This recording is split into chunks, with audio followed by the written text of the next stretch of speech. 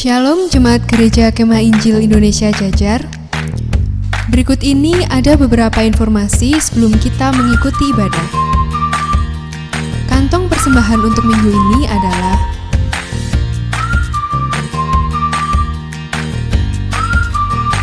persembahan bisa diserahkan kepada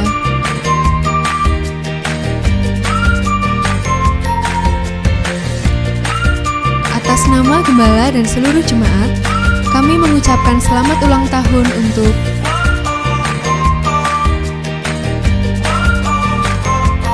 untuk mendukung pelayanan kami.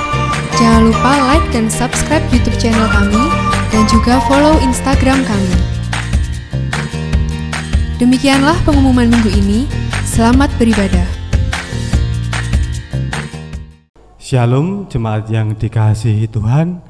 Sungguh kita mengucap syukur untuk kebaikan Tuhan, untuk kasih setia Tuhan, untuk anugerah Tuhan yang masih kita nikmati hingga saat ini. Kita boleh memuji dan memuliakan nama Dia, karena Dialah satu-satunya Allah yang layak kita tinggikan, layak kita puji, dan layak kita sembah. Kita akan memulai ibadah kita mengawalinya dengan berdoa. Tuhan Yesus, sungguh kami mengucap syukur Tuhan untuk segala hal yang Tuhan sudah berikan bagi kami, untuk kehidupan ini, untuk nafas yang Tuhan masih berikan, sehingga hari demi hari kami masih Engkau izinkan untuk kami boleh berada di tempat ini, untuk kami boleh memberikan yang terbaik melalui ibadah kami pada saat ini.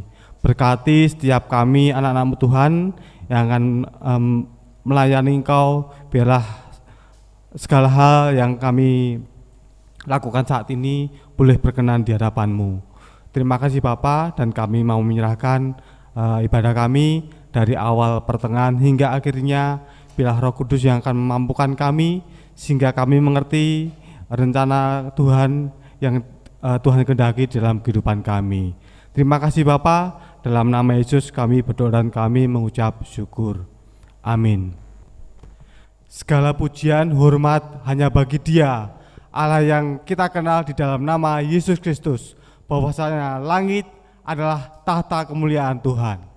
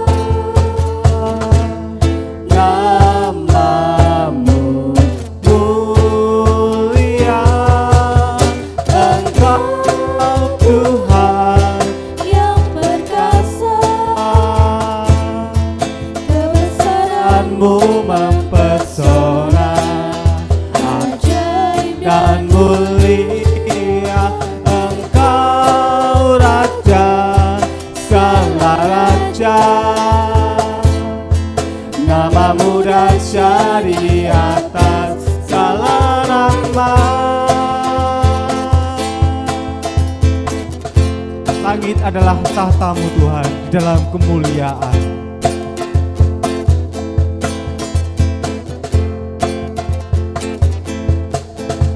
Langit adalah tahta-Mu Tuhan dalam kemuliaan. Bumi tumpuan kaki-Mu sungguh mengagumkan. Ombak dan lautan menderu, menyanyi bagi-Mu. Mari semua yang bernafas sujud dan menyembah. Nama-Mu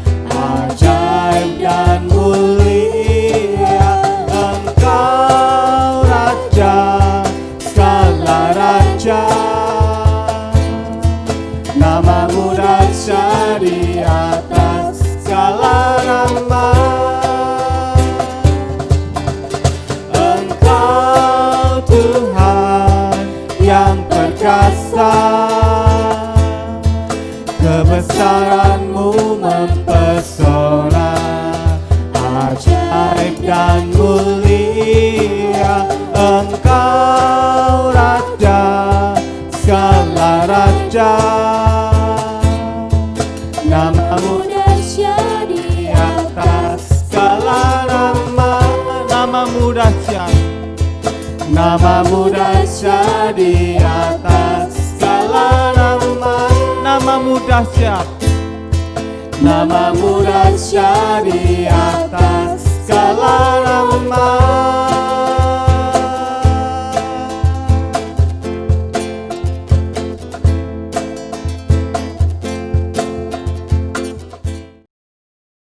Shalom jemaat Tuhan yang dikasihi oleh Yesus Kristus. Kita patut mengucap syukur kepada Tuhan. Kita masih diberikan kesempatan untuk memuji dan mengagungkan nama Tuhan. Sebelum itu saya ingin memperkenalkan diri saya sedikit. Perkenalkan, nama saya Eldre Valda Ubang, biasa dipanggil Valda, atau biasa Ibu dan Bapak Gembala di tempat ini sering panggil saya Angun. Itu nama akrabnya. Nah, demikian perkenalan singkat saya. Dan juga saya bersyukur dan berterima kasih kepada Gembala Sidang dan jemaat Tuhan yang ada di tempat ini, yang sudah memberikan kesempatan kepada saya untuk menyampaikan kebenaran firman Tuhan untuk kita pelajari bersama-sama. Baiklah jemaat Tuhan, kita berdoa. Bapa kami dalam kerajaan surga, bersyukur atas kesempatan yang Tuhan berikan kepada kami. Kami boleh berkumpul bersama walaupun hanya di rumah saja. Kami bisa memuji dan mengagungkan nama-Mu ya Tuhan. Terima kasih juga ya Tuhan, Engkau telah memberikan kami kekuatan, kesehatan selalu, dan kami boleh menjalani kehidupan kami sepanjang hari ini ya Tuhan. Itu semua karena anugerah-Mu ya Tuhan. Terima kasih ya Tuhan. Sebentar lagi kami akan belajar bersama-sama dari kebenaran firman-Mu. Kiranya Tuhan menolong dan menyertai kami, terkhususnya hamba yang akan menyampaikan kebenaran firman-Mu. Kiranya Tuhan mengurapi, dan juga jemaat Tuhan di tempat ini. Kiranya Tuhan selalu memberikan kekuatan, kesehatan, dan hikmat ya Tuhan. Terima kasih ya Tuhan. Kami berdoa dan mengucap syukur hanya dalam nama Tuhan Yesus yang adalah juru selamat kami yang hidup. Amin. Baiklah jemaat Tuhan yang dikasihi oleh Yesus Kristus. Pada saat ini kita akan belajar bersama-sama dari kebenaran firman Tuhan yang terdapat dalam kitab 1 Korintus pasal 1 ayat 26 sampai 31. Saya ulangi, 1 Korintus pasal 1 ayat 26 sampai 31. Saya akan membacakan untuk kita semua. Lembaga Alkitab memberi judul Hikmat Allah dan Hikmat Manusia. Ayat 26. Ingat saja saudara-saudara, bagaimana keadaan kamu ketika kamu dipanggil. Menurut ukuran manusia, tidak banyak orang yang bijak, tidak banyak orang yang berpengaruh, tidak banyak orang yang terpandang. Tetapi apa yang bodoh bagi dunia, dipilih Allah untuk memalukan orang-orang yang berhikmat, dan apa yang lemah bagi dunia, dipilih Allah untuk memalukan apa yang kuat. Dan apa yang tidak terpandang dan yang hina bagi dunia, dipilih Allah, bahkan apa yang tidak berarti, dipilih Allah untuk meniadakan apa yang berarti, supaya jangan ada seorang manusia pun yang memegahkan diri di hadapan Allah, tetapi oleh Dia kamu berada di dalam Kristus Yesus, yang oleh Allah telah menjadi hikmat bagi kita.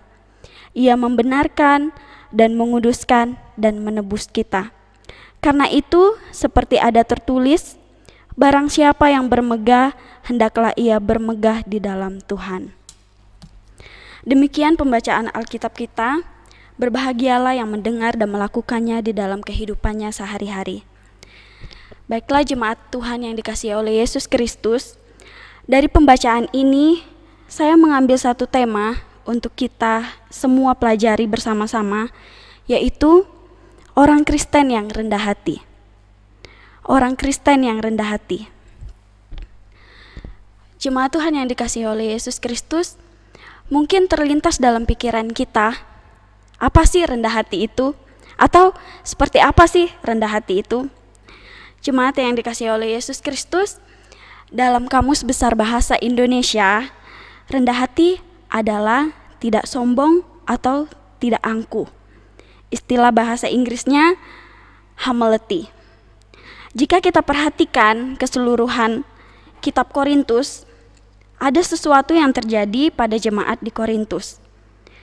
Yang dapat kita ketahui, orang-orang di Korintus ini adalah orang-orang yang memiliki pengetahuan yang luar biasa, mereka kaya dalam perkataan, memiliki hikmat, bahkan mereka tidak kekurangan dalam sesuatu karunia.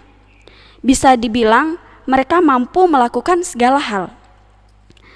Namun jemaat yang dikasihi oleh Yesus Kristus, dari semua yang dimiliki orang-orang di Korintus pada saat itu membuat orang-orang di Korintus menjadi sombong, angkuh, sehingga terjadilah perpecahan dalam jemaat pada saat itu. Dalam ayat 10 sampai 17, Rasul Paulus menyebut masalah-masalah dan kesalahan-kesalahan yang terdapat dalam jemaat Korintus. Rasul Paulus ingin menegur jemaat di Korintus karena yang menjadi masalah saat itu jemaat di Korintus tidak sepikiran, dan jemaat di Korintus pada saat itu mereka saling menggolong-golongkan satu dengan yang lain. Ada yang mengatakan, kami dari golongan Paulus, kami dari golongan Kepas, kami dari golongan Apolos, bahkan mereka mengatakan mereka dari golongan Kristus. Apa yang menyebabkan jemaat di Korintus saling menggolong-golongkan diri dan bertengkar? Dan apa yang menyebabkan pendirian jemaat di Korintus itu saling berlainan? Jemaat yang dikasihi oleh Yesus Kristus, sebenarnya pendirian yang berlainan tidak salah, tetapi kalau pendirian itu mengakibatkan perselisihan dan perpecahan dengan membagikan tubuh Kristus menjadi golongan-golongan yang saling bertentangan, maka itu berarti salah dan dosa. Jemaat yang dikasihi oleh Yesus Kristus, seringkali juga perpecahan terjadi pada jemaat saat ini atau pada orang-orang saat ini yang saling menggolongkan satu dengan yang lain. Ada yang mengatakan, saya dari gereja ini, saya dari gereja itu, gereja kami seperti ini, gereja kalian punya salah, dan sebagainya. Tanpa kita sadari, apa yang kita lakukan adalah sesuatu yang menimbulkan kesombongan dan keangkuhan. Padahal yang Allah inginkan kita sebagai orang percaya adalah memiliki kerendahan hati.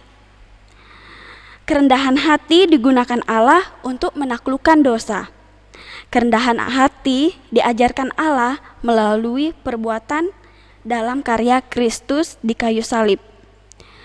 Yesus Kristus menuntut orang percaya agar memiliki dan mempraktekkan kerendahan hati yang diajarkan Yesus. Dan kerendahan hati menjadi warna hidup bagi orang percaya. Jemaat yang dikasihi oleh Yesus Kristus, setiap orang percaya atau setiap orang Kristen seharusnya hidup dalam kerendahan hati. Mengapa orang Kristen seharusnya hidup dalam kerendahan hati? Oleh karena ada 3 dampak rohani bila mana orang Kristen hidup dalam kerendahan hati. Kita akan belajar bersama-sama melihat dampak rohani bila mana orang Kristen hidup dalam kerendahan hati yang harus diketahui oleh orang percaya atau orang Kristen pada saat ini. Yang pertama, mengapa orang Kristen seharusnya hidup dalam kerendahan hati?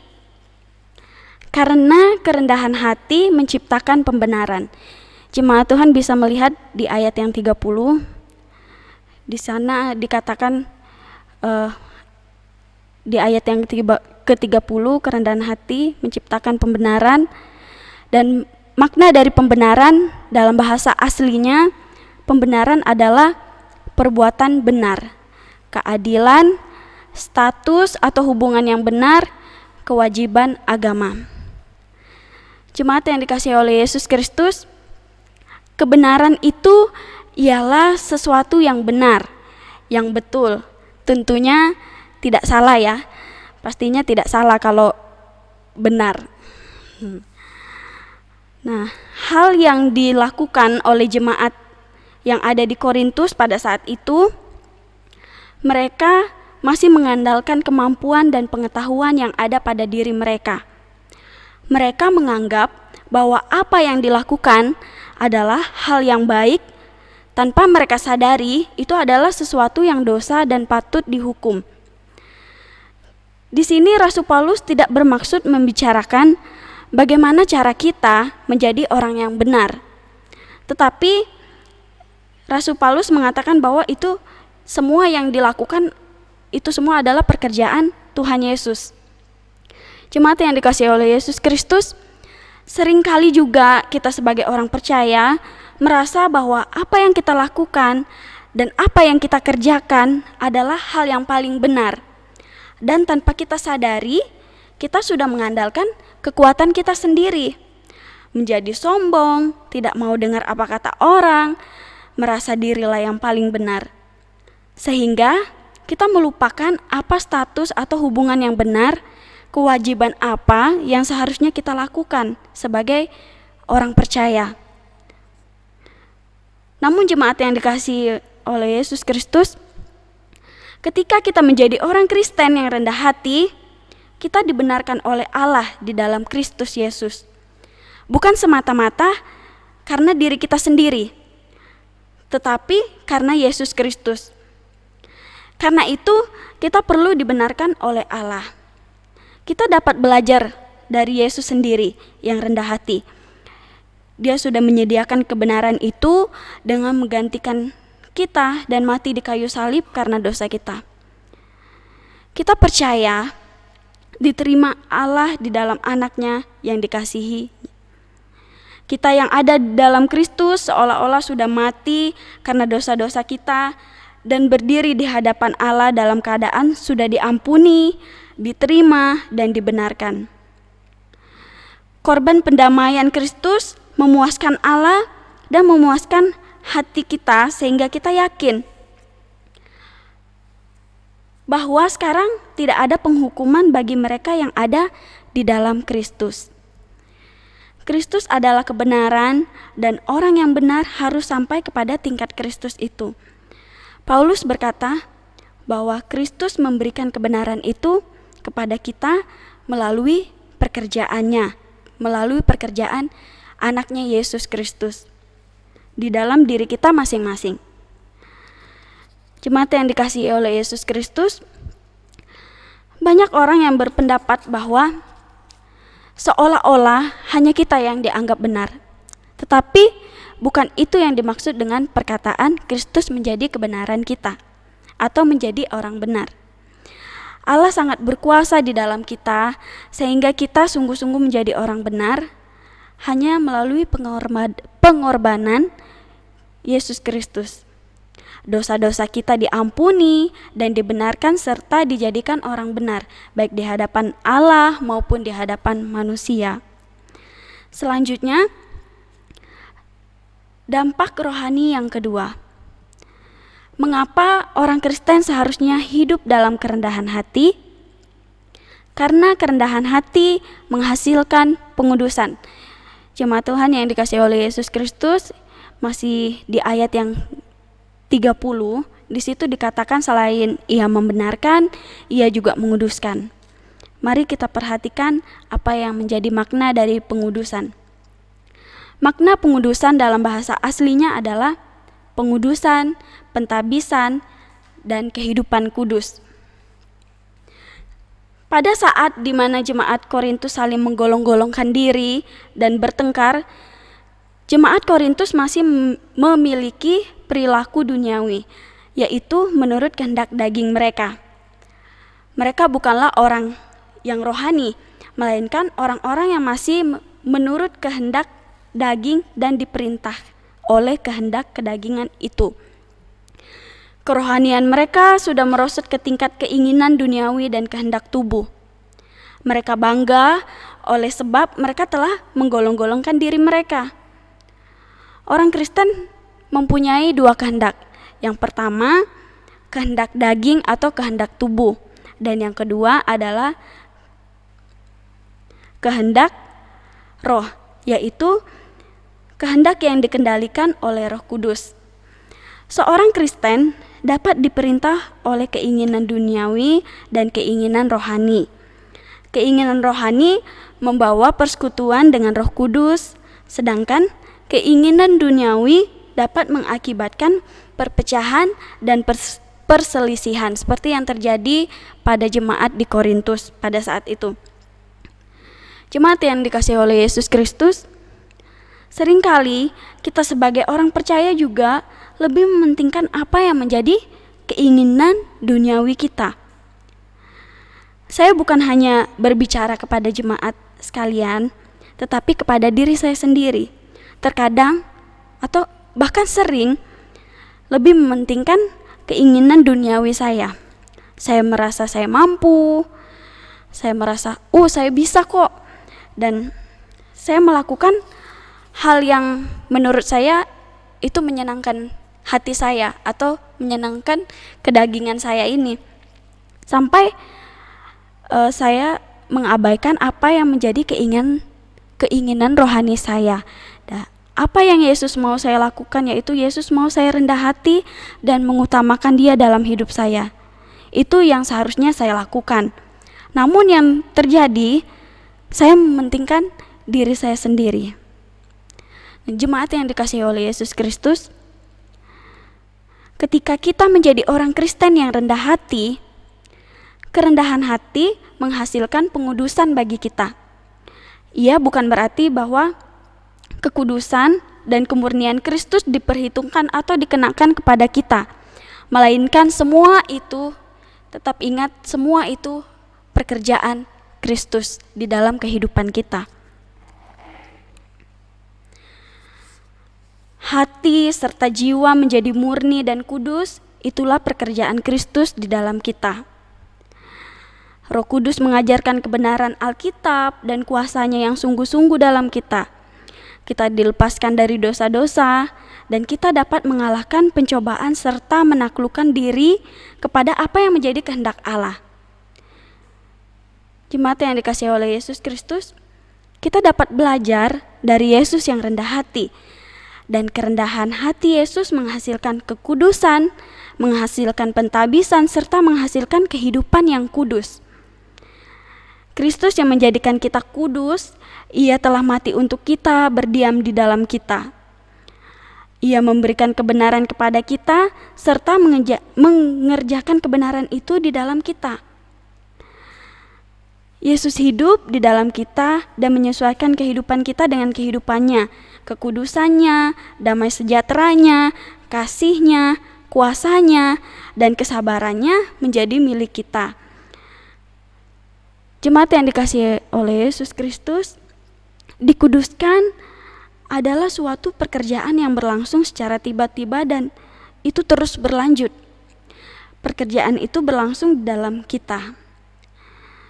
Sehingga kita tidak perlu lagi pengantara seperti pada masa perjanjian lama, mereka datang kepada Tuhan melalui imam dan harus mempersembahkan korban bakaran. Namun sekarang kita bisa berbicara langsung kepada Tuhan melalui doa-doa kita. Baiklah jemaat Tuhan yang dikasihi oleh Yesus Kristus, selanjutnya dampak rohani yang terakhir atau yang ketiga nih. Mengapa orang Kristen seharusnya hidup dalam kerendahan hati? Karena kerendahan hati mendatangkan penebusan. Jemaat Tuhan bisa melihat ayat yang ke-30, masih di ayat yang ke-30. Baiklah makna penebusan. Penebusan dalam bahasa asli adalah pembenaran dan penebusan. Rasul Paulus memanggil orang-orang di jemaat Korintus supaya mereka bertumbuh dalam kehidupan rohani mereka. Karena pada saat itu orang-orang di Korintus sudah menyimpang dari Allah. mereka saling menggolong-golongkan sehingga terjadilah perselisihan dan perpecahan terhadap jemaat di Korintus pada saat itu. Jemaat yang dikasihi oleh Yesus Kristus, ketika kita menjadi orang Kristen yang rendah hati, kerendahan hati mendatangkan penebusan bagi kita. Penebusan berarti pembebasan karena sudah ditebus.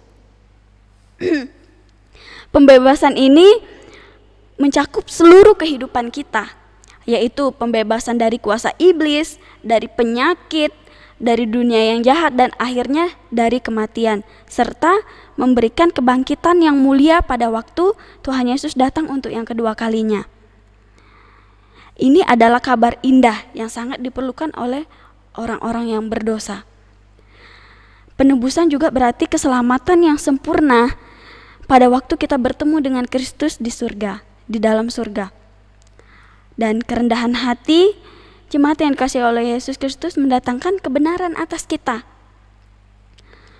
Sungguh luar biasa dan ajaib penebusan Kristus menjadikan kita orang benar. Ia menguduskan kita dan pekerjaan itu akan disempurnakannya. Mengapa? Supaya jangan ada seorang manusia pun yang bermegah dirinya, melainkan memegahkan dan memuji Tuhan kita Yesus Kristus. Segala berkat kita peroleh karena kasih Allah dan kasih karunia Kristus, juga karena pekerjaan Roh Kudus di dalam kita. Karena itu kita tidak dapat memegahkan diri kita sendiri. Jemaat yang dikasihi oleh Yesus Kristus, kesimpulannya untuk kita pada pagi hari ini, jemaat Tuhan yang menjadi kesimpulan kita sebagai orang Kristen yang mengenal Kristus, kita seharusnya memiliki sikap kerendahan hati seperti Kristus. Sekali lagi, sebagai orang Kristen yang mengenal Kristus, kita seharusnya memiliki kerendahan hati seperti Kristus. Sebab yang pertama, kerendahan hati menciptakan pembenaran. Yang kedua, kerendahan hati menghasilkan pengudusan. Dan yang terakhir, kerendahan hati mendatangkan penebusan.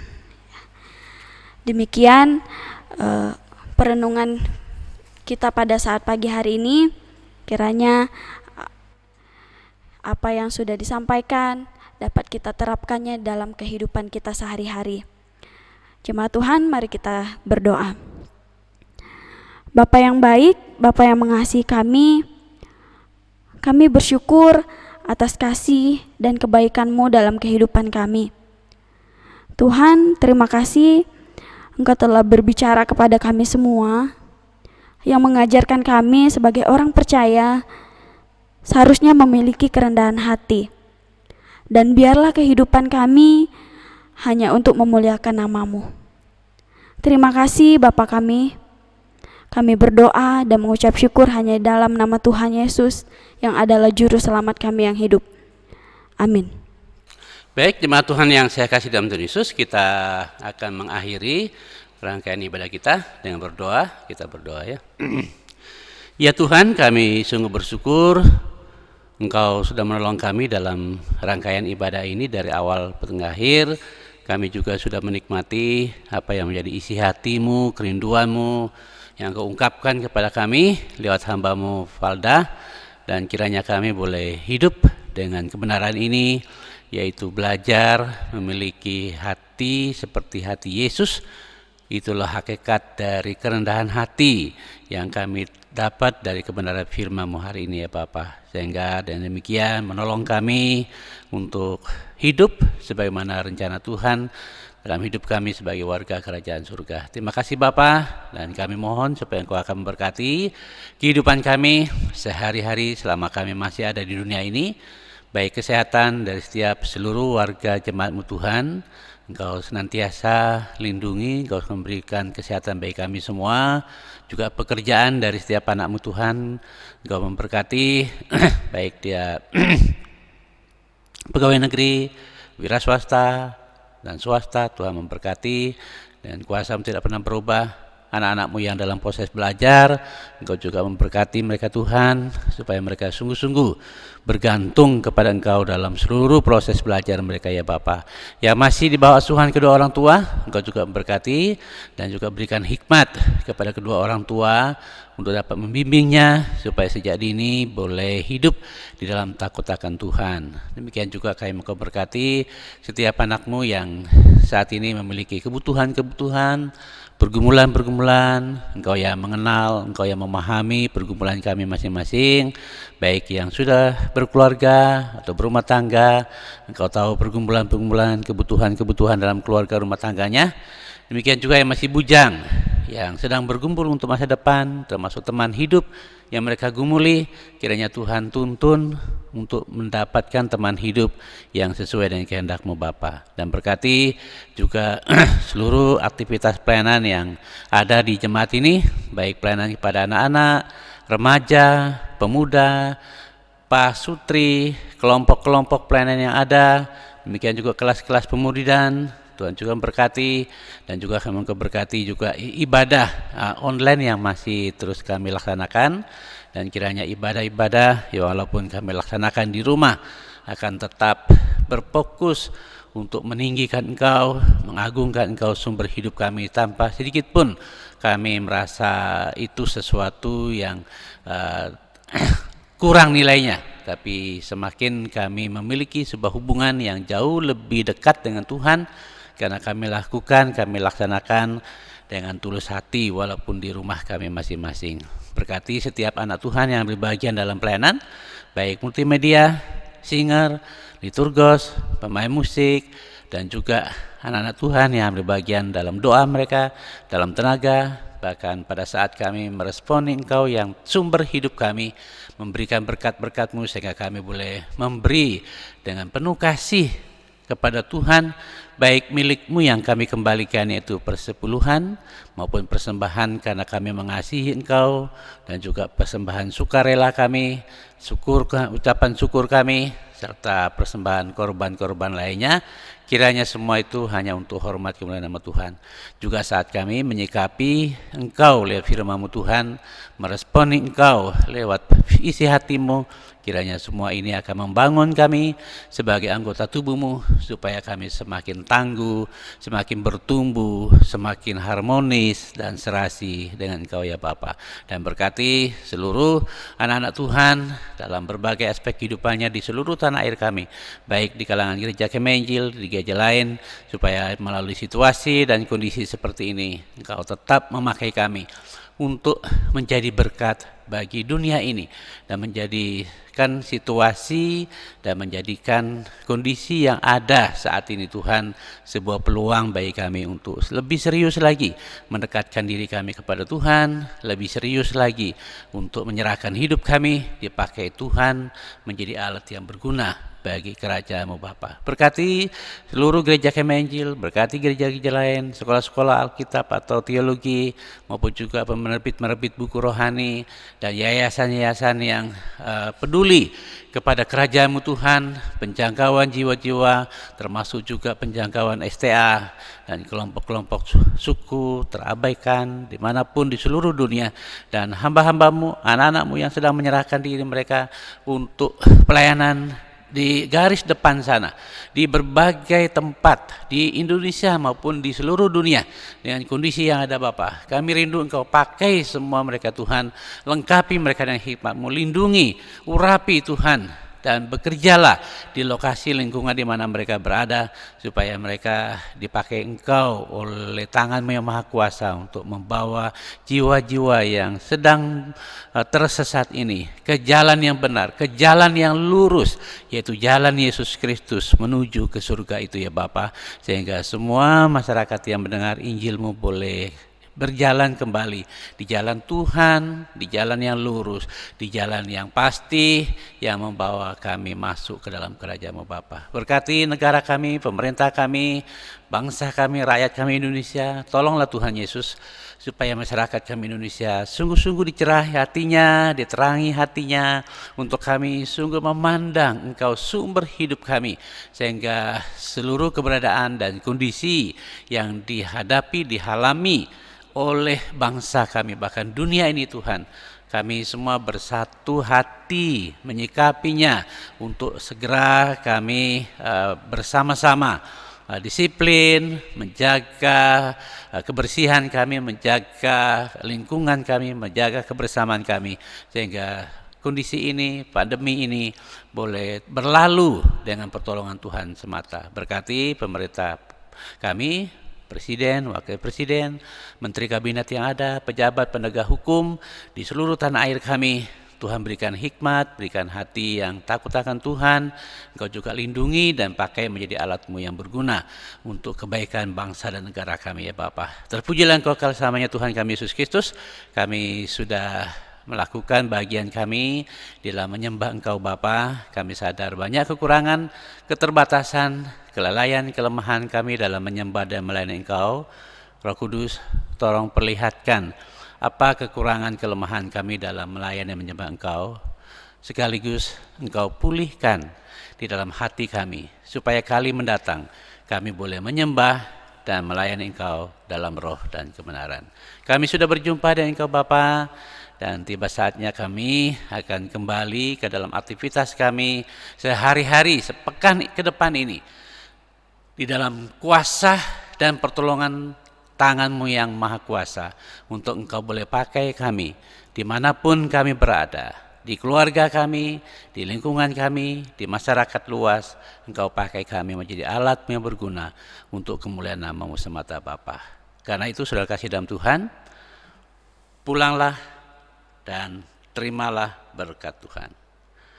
Allah yang adalah sumber damai sejati kita, senantiasa akan memberkati, memelihara, dan meneguhkan saya dan saudara sekalian secara utuh, baik jiwa, roh, bahkan tubuh kita terpelihara tanpa cacat di hadapan Tuhan mulai hari ini sampai Yesus datang kali yang kedua menjemput kita anak-anaknya. Amin, amin, amin.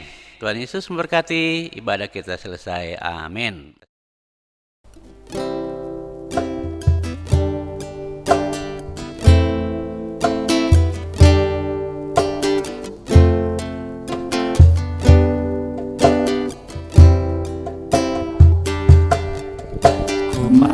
Cinta Yesus selamanya.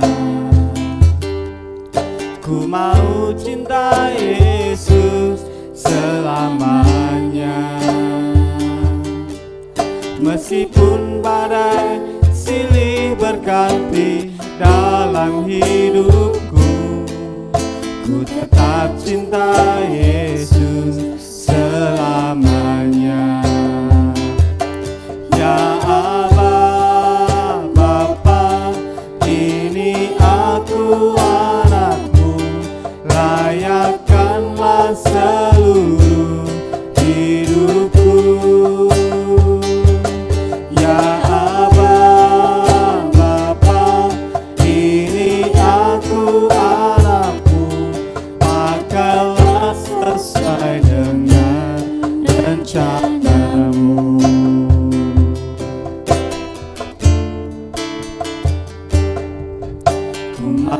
Cinta Yesus selamanya.